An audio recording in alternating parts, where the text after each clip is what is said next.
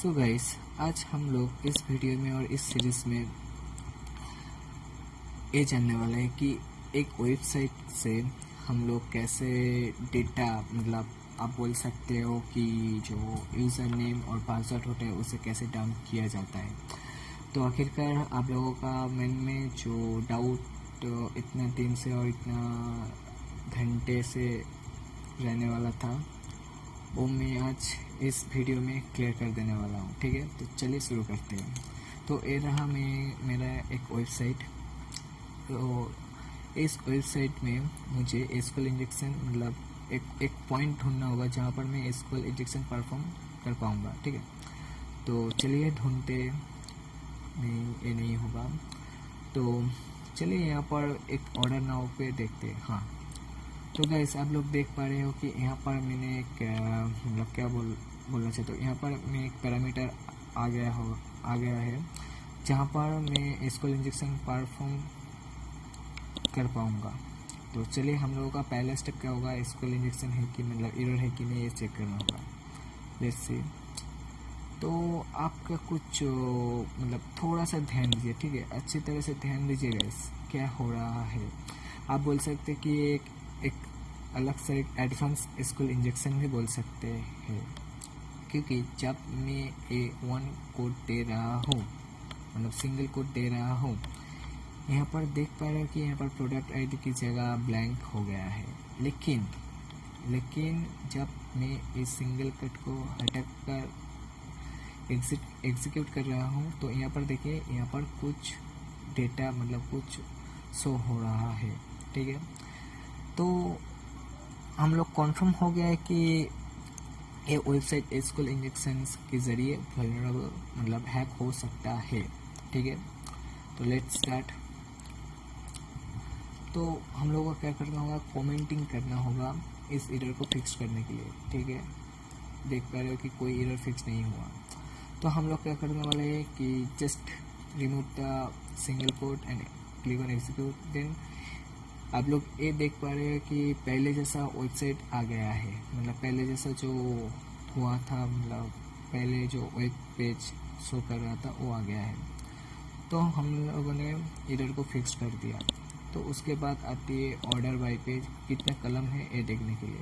तो यहाँ पर मैंने पहले 10 ले लिया, देखते 10 नंबर कलम है कि नहीं भाई, ये फिर से एरर दे दिया। इसका मतलब ये हुआ कि इस वेबसाइट के अंदर 10 कलम नहीं है।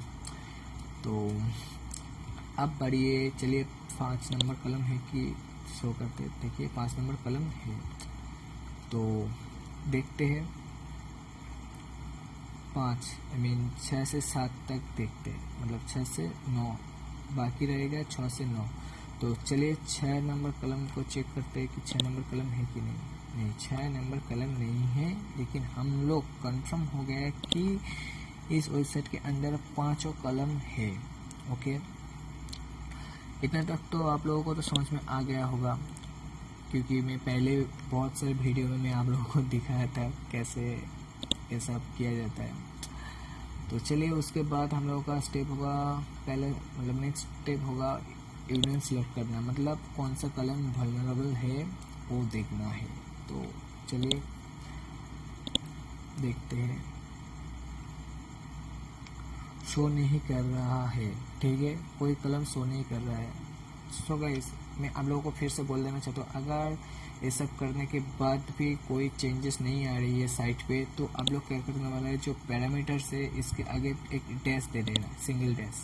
ठीक है, तो आप लोग देख पा रहे हो कि ये जो कलम है ये शो कर दिया 1 2 3 4 5। ओके, पूरा जितने भी कलम है वल्नरेबल है वो शो कर दिया। तो चलिए देखते हैं कौन सा कलम में क्या होता है। मैंने 2 नंबर कलम को चूज़ कर लिया। तो इस वीडियो में मैं बोलना चाहता हूँ कि भाई मैं यूज़र्स डेटाबेस ये सब वगैरह मैं नहीं देखना चाहता हूँ, मैं डायरेक्ट डेटाबेस से जो डेटा है वो डंप करना चाहता हूँ। तो आप हैकवर्ड पर जाने के बाद डेटाबेस पर जो वन शॉट है वहाँ पर क्लिक करके सॉरी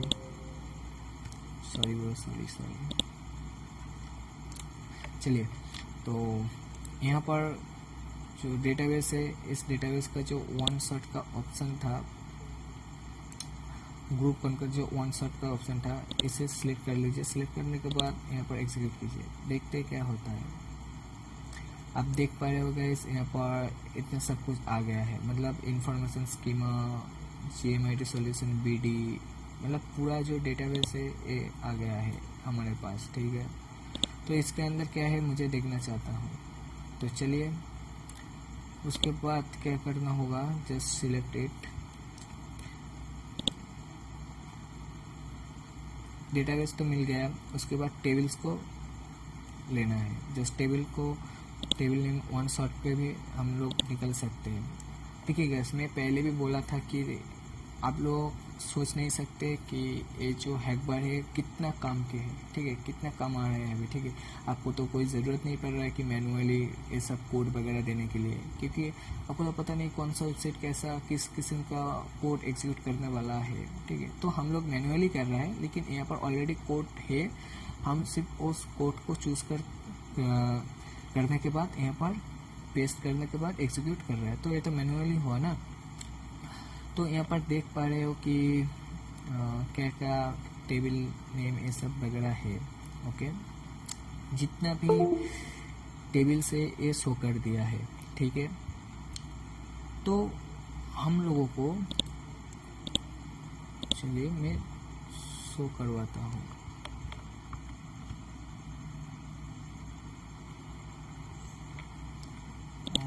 कॉपी, इसका एडमिन पैनल ढूंढना होगा, ठीक है। आई डोंट, ये कैप्चा दे रहा है कैप्चा सॉल्व करते हैं। हाँ, हो गया। हाँ, तो यहाँ पर एडमिन, जस्ट एडमिन पैनल को देखो आप, यहाँ पर एडमिन पैनल है हमारे पास, ठीक है। अब हम लोगों को इसका एक्सेस लेने के लिए इसका यूज़र एंड पास लेना होगा। तो क्या करने वाले हैं कि इसका जो मेनली कहाँ पर, मतलब ग्रुप का जो एडमिन्स है मेनली वो कहाँ पर सेव करके रखता है, ये मुझे जाननी होगी। तो यहाँ पर जो ग्रुप का जो एडमिन है वो मेनली यूज़र्स पे ही रहती है, मतलब यूज़र एंड पास। तो चलिए देखते हैं इसके अंदर क्या क्या है।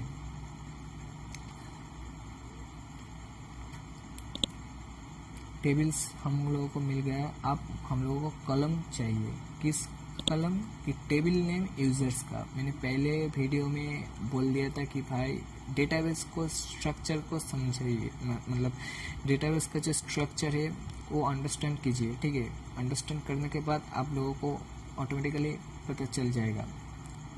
तो हम लोगों ने पहले क्या क्या स्टेप फॉलो किया, पहले डेटाबेस, मतलब जो डेटाबेस है उसे सिलेक्ट किया। सिलेक्ट करने के बाद उस डेटाबेस के अंदर जितना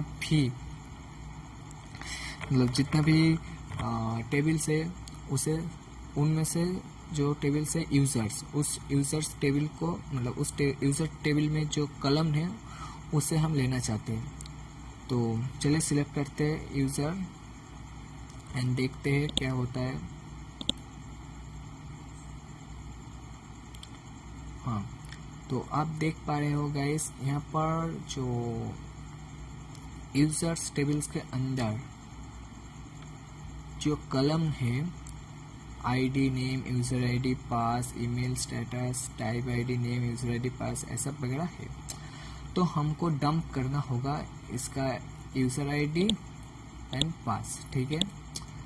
तो इसके लिए क्या क्या कमांड देनी होगी, लेट्स ट्राई।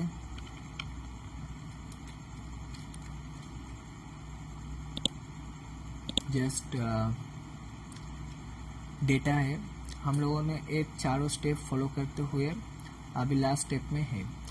तो डेटा पे वन शॉट पे आ जाइए।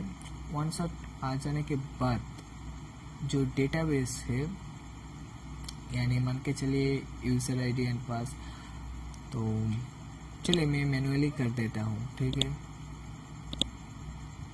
एक मिनट रुक जाइए, मैं मैनुअली कर देता हूँ। कॉन्कैट, आप थोड़ा सा ध्यान दीजिएगा, इस 0x3 का मैं इसलिए दे रहा हूँ ताकि यूज़र आईडी और पास की जो, मतलब एक साथ ना हो जाए, उसके बीच थोड़ा मतलब जो कोलन साइन है वो सेपरेट हो जाए, ठीक है, ताकि हम लोगों को अंडरस्टैंडिंग में कोई दिक्कत ना होता है। तो चलिए कॉन्कैट हम लोगों को क्या डंप करना है, यूज़र आईडी कोमा 0x3 फिर से एंड पास। ओके, तो पहले मैंने बोल दिया कि देखो एक कॉन्कैट देने के बाद हमको क्या डंप करना होगा कि यूज़र आईडी एंड पास कहाँ से, फ्रॉम